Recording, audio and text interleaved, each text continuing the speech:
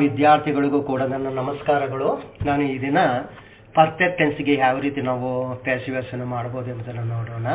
ಈಗ ಪ್ರೆಸೆಂಟ್ ಅದರಲ್ಲಿ ಪರ್ಫೆಕ್ಟ್ ಟೆನ್ಸ್ನಲ್ಲಿ ಒಂದು ಪ್ರೆಸೆಂಟ್ ಪರ್ಫೆಕ್ಟ್ ಟೆನ್ಸ್ ಮತ್ತೆ past perfect tense, future perfect tense ಇವುಗಳಿಗೆ ಯಾವ ರೀತಿ ನಾವು ಪ್ಯಾಸಿವಸ್ ಮಾಡಬಹುದು ಎಂಬುದನ್ನು ನೋಡೋಣ.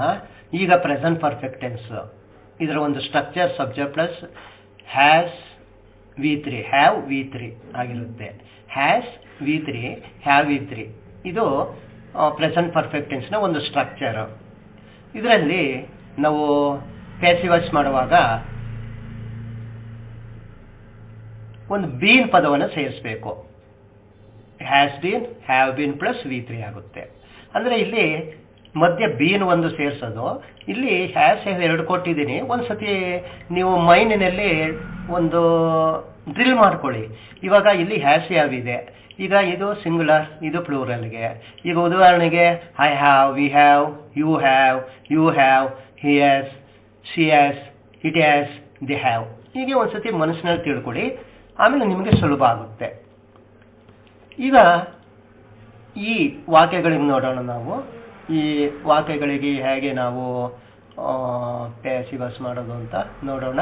ಇವಾಗ ಉದಾಹರಣೆಗೆ ಇಲ್ಲಿ ಸಾಮಾನ್ಯವಾಗಿ ಪ್ರೆಸೆಂಟ್ ಪರ್ಫೆಕ್ಟ್ ಟೆನ್ಸ್ ಅನ್ನ ನಾವು ಎಂಥ ಸಂದರ್ಭದಲ್ಲಿ ಉಪಯೋಗಿಸ್ತೀವಿ ಅಂದರೆ ಸ್ವಲ್ಪ ಸಮಯದ ಹಿಂದೆ ಆ ಕ್ರಿಯೆ ನಡೆಯುವುದನ್ನು ತೋರಿಸುತ್ತೆ. ನಾವು ಮಾತನಾಡಿಸುವುದರಲ್ಲಿ ಸ್ವಲ್ಪ ಸಮಯದ ಹಿಂದೆ ಆ ಕ್ರಿಯೆ ನಡೆಯುವುದನ್ನು ಇದು ತೋರಿಸುತ್ತೆ. ಈಗ ಇಲ್ಲಿ ನೋಡೋಣ. ಇಲ್ಲಿ ಪ್ಯಾಸಿವಸ್ ಸ್ಟ್ರಕ್ಚರ್ ಏನಂದ್ರೆ ಇದು ಮಧ್ಯೆ ಬೀನ್ ಸೇರಿಸಬೇಕು ಅಂತ ಹೇಳಿದ್ದೀನಿ ಅಷ್ಟೇ. ಇದರ ಮಧ್ಯೆ ಇಲ್ಲಿ the peon has rung the bell. The peon has rung the bell. The bell ನೋಡಿ, ಇಲ್ಲಿ ಹ್ಯಾಸ್ ಬೀನ್ ಅಥವಾ ಹ್ಯಾವ್ ಬೀನ್. ಇಲ್ಲಿ ಹ್ಯಾಸ್ ಬಂತು, ಥರ್ಡ್ ಪರ್ಸನ್ ಸಿಂಗ್ಯುಲರ್ ಆದ್ರಿಂದ ಹ್ಯಾಸ್ ಬಂದಿದೆ. ಬೀನ್ ಒಂದು ಪದ ಮಧ್ಯೆ ಸೇರ್ಕೊಂಡಿದೆ. ಇನ್ನೊಂದು ತಿಳ್ಕೊಳ್ಳಿ, ಈ ರೀತಿ ಪರ್ಫೆಕ್ಟ್ ಟೆನ್ಸ್ ನಲ್ಲಿ ಇಲ್ಲಿ ಏನ್ ಬರುತ್ತೋ ಅದನ್ನೇ ಹಾಕಿದ್ರೆ ಇದನ್ನ ನೀವು V1 V2 ಚೇಂಜ್ ಮಾಡೋ ಅವಶ್ಯಕತೆ ಇಲ್ಲ. ಇಲ್ಲಿ ಏನಿರುತ್ತೆ ಅದೇ ಬಂದಿರುತ್ತೆ. ಮಧ್ಯ ಬೀನ್, ಇಲ್ಲಿ ಮಾತ್ರ ಹ್ಯಾಸ್ ಯಾವ, ವಿಲ್ ಯಾವ, ಸೆಲ್ ಯಾವ ಯಾವ್ದು ನೋಡ್ಕೊಂಡು ಹಾಕ್ಬೇಕಾಗುತ್ತೆ. ಇದು ಪ್ರೆಸೆಂಟ್ ಪರ್ಫೆಕ್ಟ್ ಟೆನ್ಸ್ ಆಗಿರೋದ್ರಿಂದ ಹ್ಯಾಸ್ ಅಥವಾ ಹ್ಯಾವ್ ಅಲ್ಲಿ ಒಂದು ಬರಬೇಕು. The peon has rung the bell. ಬೆಲ್ಲನ್ನ ಬಾರಿಸಿದ್ದಾನೆ. At present bell the B1 ಇಂದ ಬಾರಿಸಲ್ಪಟ್ಟಿದೆ. ಈಗ ಇದು ಇದರ ಅರ್ಥ. ಈಗ ಹ್ಯಾಸ್ ಬೀಟನ್ ಹರ್. ಹ್ಯಾಸ್ ಏನ್ ಮಾಡ್ತು, ಅವಳಿಗೆ ಕಚ್ಚಿದೆ, ಅದರಿಂದ ಅವಳ ಮುಖ ಊದಿದೆ ಅಂತ ಇಟ್ಕೊಳ್ಳೋಣ. ಅದು ರಿಸಲ್ಟ್ ತೋರ್ತಾ ಇದೆ. ಈಗ ಇದಕ್ಕೆ ಯಾವ ರೀತಿ ಮಾಡೋದು? ಹ್ಯಾಸ್ ಬೀಟನ್ ಹರ್ ಹೋಗಿ ಆಬ್ಜೆಕ್ಟ್ ಸಬ್ಜೆಕ್ಟ್ ಮಾಡುವಾಗ ಶ್ರೀ ಆಗುತ್ತೆ, ಹ್ಯಾಸೆ ಆಗುತ್ತೆ. ಇಲ್ಲಿ ಹ್ಯಾವ್ ಅಲ್ಲ, ಕಾರಣ ಥರ್ಡ್ ಪರ್ಸನ್ ಸಿಂಗ್ಯುಲರ್. ಮಧ್ಯೆ ಬೀನ್ ಸೇರಿಸಿದ್ವಿ. ಇಲ್ಲಿ ಏನಿದೆ, ಬಿಟನ್ ಬೈ ಎ ವ್ಯಾಸ್ಪ್. ಅವಳು ಒಂದು ಹ್ಯಾಸ್ಪ್ನಿಂದ ಕಚ್ಚಲ್ಪಟ್ಟಿದ್ದಾಳೆ. ಕಚ್ಚಿದೆ, ಕಚ್ಚಲ್ಪಟ್ಟಿದ್ದಾಳೆ, ಇದು ಇದರ ಅರ್ಥ. The child has broken all the toys. Has broken all the toys. All the toys ಏನಾಗಿದೆ, ಮಗು ಮುರಿದಿದೆ, ಮುರಿದು ಹಾಕಿದೆ. ಆಲ್ ದ ಟಾಯ್ಸ್, ಇಲ್ಲಿ ಹ್ಯಾವ್ ಬಂತು, ಕಾರಣ ಏನೇ ಇದು ಪ್ಲೂರಲ್, ಅದರಿಂದ ಹ್ಯಾವ್ ಬಂತು. ಮಧ್ಯ ಬೀನೆ ಮತ್ತೆ ಬ್ರೋಕನ್, ಇಲ್ಲಿ ಏನಿದೆ ಅದೇ ಹಾಕ್ಬೋದು. ಪ್ರೆಸೆಂಟ್ ಪರ್ಫೆಕ್ಟ್ ಟೆನ್ಸ್ ಅಲ್ಲಿ ಮಾತ್ರ by the child. All the toys ಏನಾಗಿದೆ, ಮಗುವಿನಿಂದ ಮುರಿಯಲ್ಪಟ್ಟಿವೆ. ಅದು ಇದರ ಸ್ಥಿತಿ. ಈಗ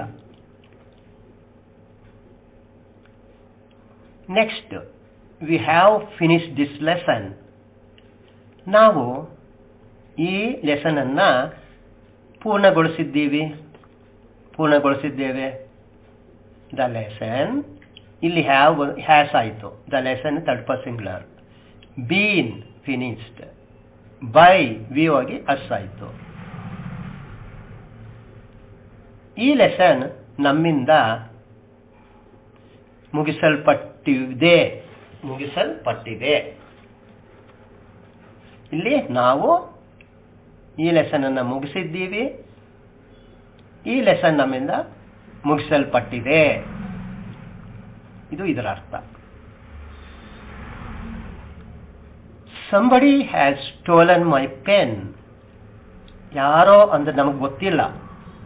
ಯಾರೋ ನನ್ನ ಪೆನ್ನನ್ನು ಕದ್ದಿದ್ದಾರೆ. ಈ ಕಾಣ್ತಾ ಇಲ್ಲ. ಇದಕ್ಕೆ my pen has, my pen third person singular, been stolen.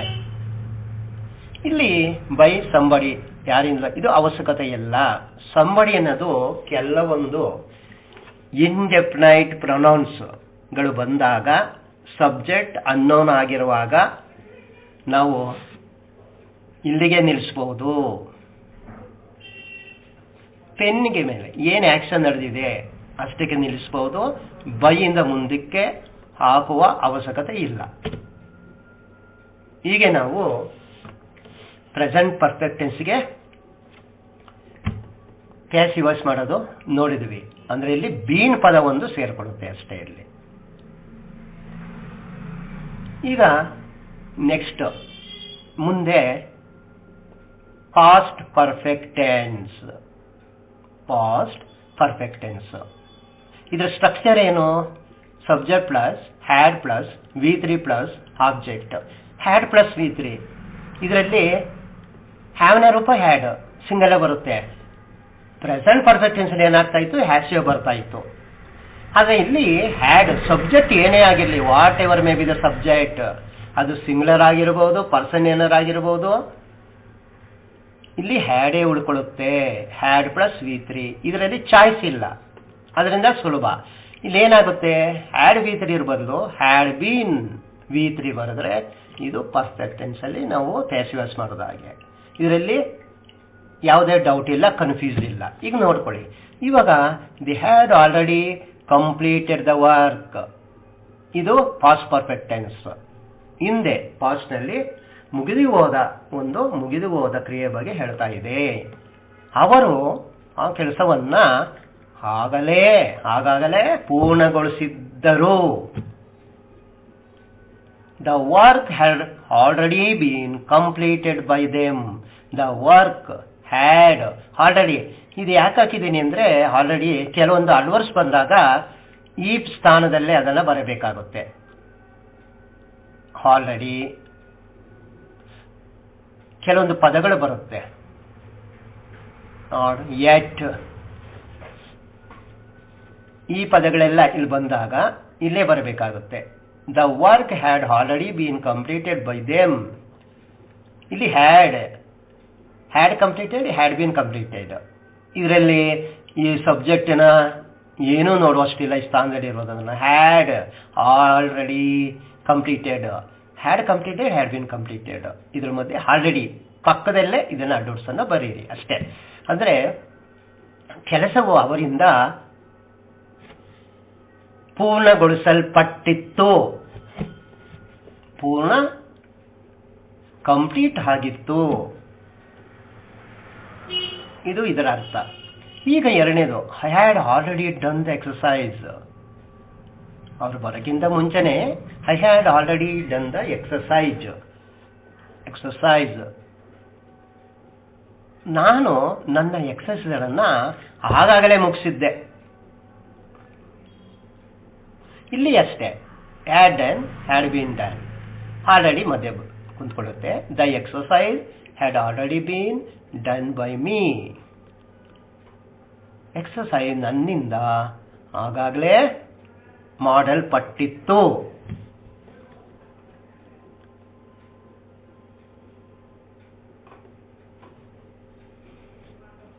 V had already written the letter.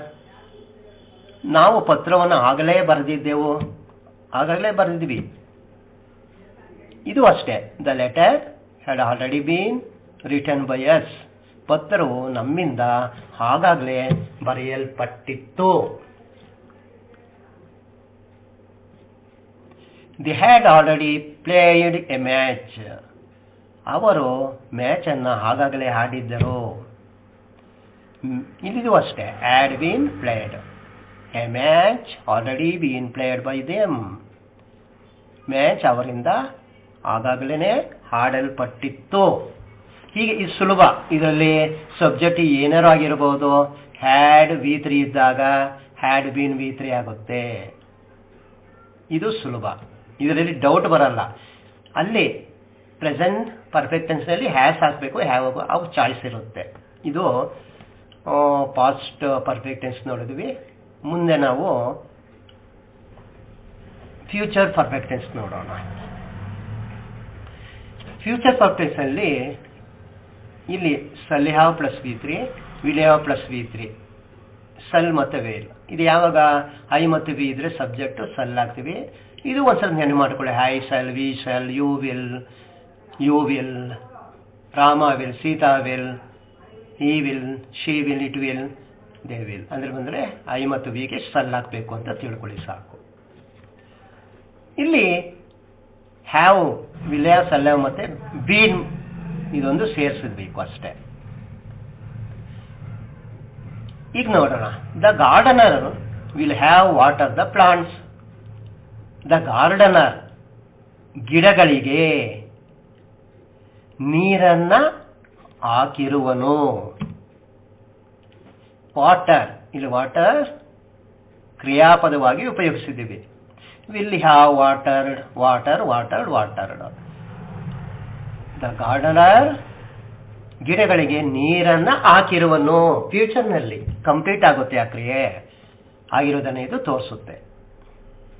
ಇದಕ್ಕೆ the plants will have been ಸೇರಿಸಿದ್ವಿ, ವಾಟರ್ಡ್.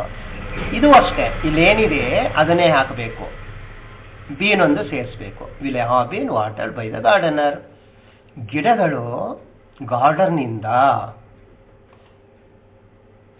ನೀರು ಹಾಕಲ್ಪಟ್ಟಿರುತ್ತವೆ.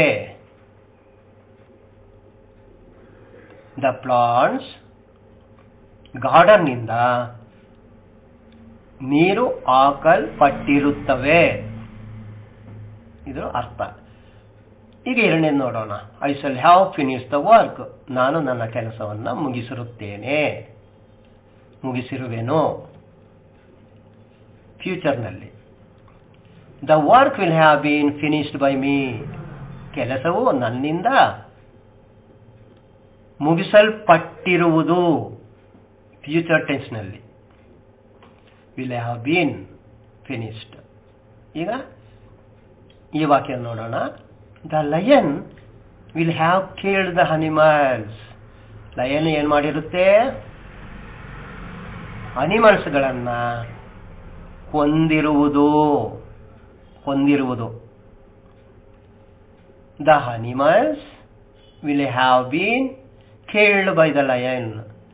ಅನಿಮಲ್ಸ್ ಪ್ರಾಣಿಗಳು ಲಯನ್ನಿಂದ ಕೊಲ್ಲಲ್ಪಟ್ಟಿರುವುವು. ಮುಂದೆ ಫ್ಯೂಚರ್ನಲ್ಲಿ ಇಲ್ಲಿ will have plus been plus killed. Bean have ಮುಂದೆ ಇದು ಬೀನ್ ಮತ್ತು V3. ಇದು ಇದರ ಅರ್ಥ. They will have beaten the dog. ಅವರು ನಾಯಿಯನ್ನ ಒಡೆದಿರುತ್ತಾರೆ. The dog will have been plus V3 by them. ನಾಯಿಯು ಅವರಿಂದ ಹೊಡೆಯಲ್ಪಟ್ಟಿರುವುದು. ಇದು ಇದರ ಅರ್ಥ. ಹೀಗೆ ನಾವು ಫ್ಯೂಚರ್ ಪರ್ಫೆಕ್ಟ್ ಟೆನ್ಸ್ಗೆ ಪ್ಯಾಸಿವ್ ವಾಯ್ಸ್ ಮಾಡುವುದನ್ನು ನೋಡಿದ್ವಿ. ಮುಂದೆ ನಾವು ನೆಗೆಟಿವ್ ವಾಕ್ಯಗಳಿಗೆ ಹೇಗೆ ನಾವು ಪ್ಯಾಸಿವ್ ವಾಯ್ಸ್ ಮಾಡಬೇಕು ಎಂಬುದನ್ನು ನೋಡೋಣ. ಧನ್ಯವಾದಗಳು.